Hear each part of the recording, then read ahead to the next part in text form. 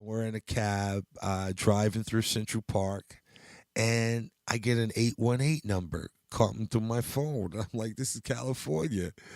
I pick up the phone, it's fucking Sway. And Sway was like, so what are you doing tomorrow morning?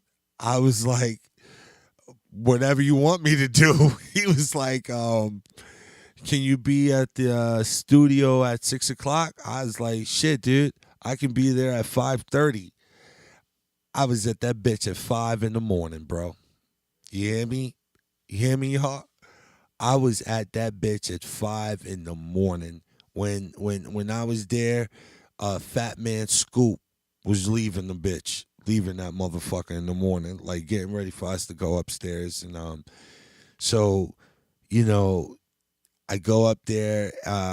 That this was just the first day, just to get a feel of stuff, and they sent me out into the streets, interacting with people, and I came back with some good stuff. And the third day that I went in, it was pouring down raining.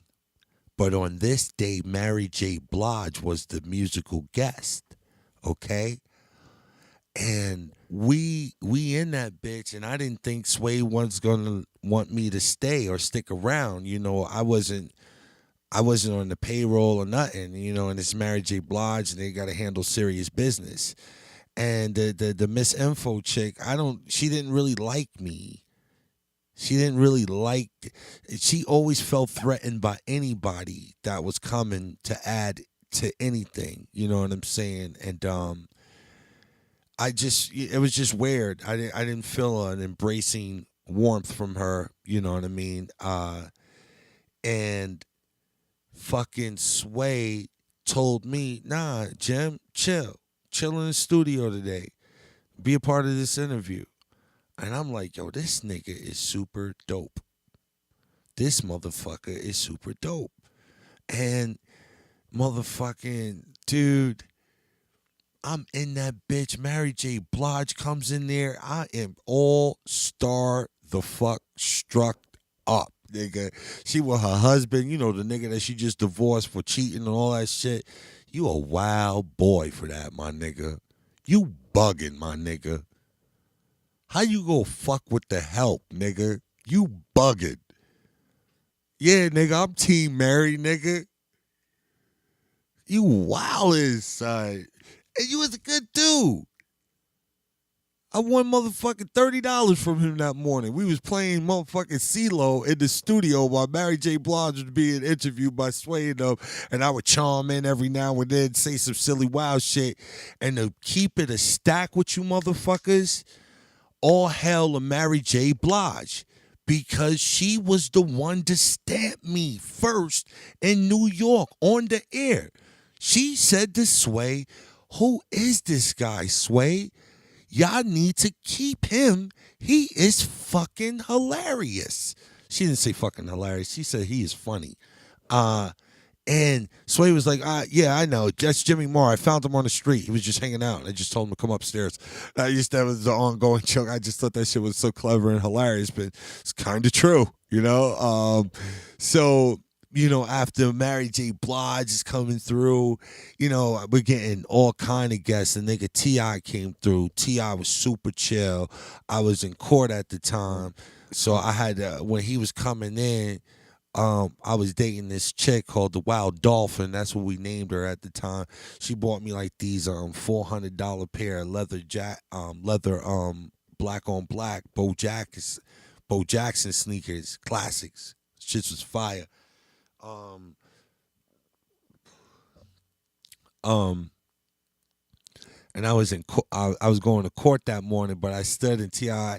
The first thing that nigga said when he saw me was like, "Yo, I love those shits. Those shits is cold, man. How much you pay for those?" And I told him, and we kicked it a little, and I told him that, "Yo, I wish I could stay, man, but I gotta go to court." And he was like, "Hey, man, you know."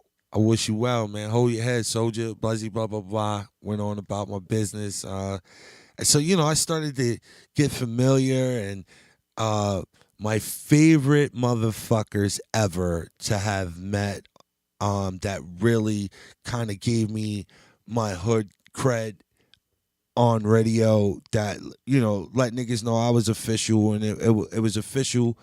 I want to shout out the Locks, my nigga. I want to shout out the Locks, man. My nigga Styles Pete, my nigga fucking Sheik Luch, and the big motherfucking homie Jadakiss, man. You know what I'm saying?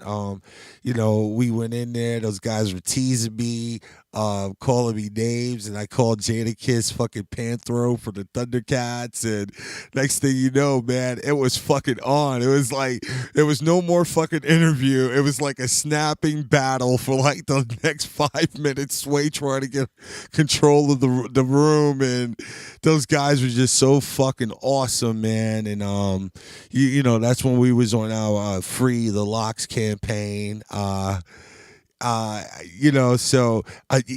me just point this out real quick about Hot 97, dude. With Jadakiss, dude. When I got fired, my dude Brother Bear had a lick for me down in Miami for the music awards that year. That's the year that Hurricane Katrina was coming through. Okay, but I had to get a flight down. He had my hotel, and he had some money for me, a couple of bucks, nothing crazy. I think like a little 200, 250, but the hotel, and my niggas in this rock band called My Chemical Romance was on for up for an award, and Jadakiss was up for an award. So I knew if I get down there, I could work my 1-2, and I can get up in the VMAs. But I didn't have a ticket. So I'm in the hood at the juice bar. That's where, all the hood niggas kind of like just get together. It's like it's like the second barbershop, the juice bar. And Kiss is up in there juicing up and shit. We used to get this drink called the Armageddon. It makes your dick so hard and gooky. When that cum busts out, B, that cum is so gooky. So fucking gooky. Oh man, it's like Slimer from the fucking Ghostbusters, dog. Gook. That's what this drink. Sea moss, oats, almonds, nuts, fucking all kind banana, all kind of shit in there, dog. And it don't make your dick hard right away.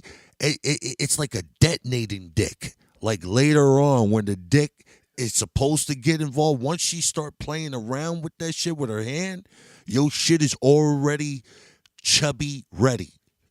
When your dick is just chubby, not hard, but chubby hard, like, I dare nigga to touch me. I'm gonna get rock hard on this nigga. I dare. Brush me up against, nigga, brush some broccoli up against me, nigga, watch me. Okay? So we in there getting that drink on in our life. And he was like, yo, Ma, I miss you on Hot 9, man. Nobody ever did it like you. And I was like, yo, man, I miss those days too. Blah, blah, blah, blah, blah. And then I was like, yo, man, you going to Miami for the fucking VMAs? He's like, yeah. He was like, why? You going? Well, I got a gig down there, but I can't afford a flight. And that nigga Kiss said, yo, Jim, here, take this number. And he gave me his assistant, and she was the sweetest woman ever, man. Her name is Kiwi. Kiwi took care of my flight information, booked me a fucking flight. Kiss just told me to call her, tell her to book a flight. Don't worry, I got you, Jimmy Ma. When you want to come, when you want to go, when you want to come back. And that nigga did that shit. Never asked me for nothing. It was just like, you good. Like, that blew my mind. And that man didn't owe me nothing. Just an all-around good dude, man. Good, real nigga, like 100 all across the board. So those are one of the relationships that I built that I still have to this day from Hot 97. You know what I mean?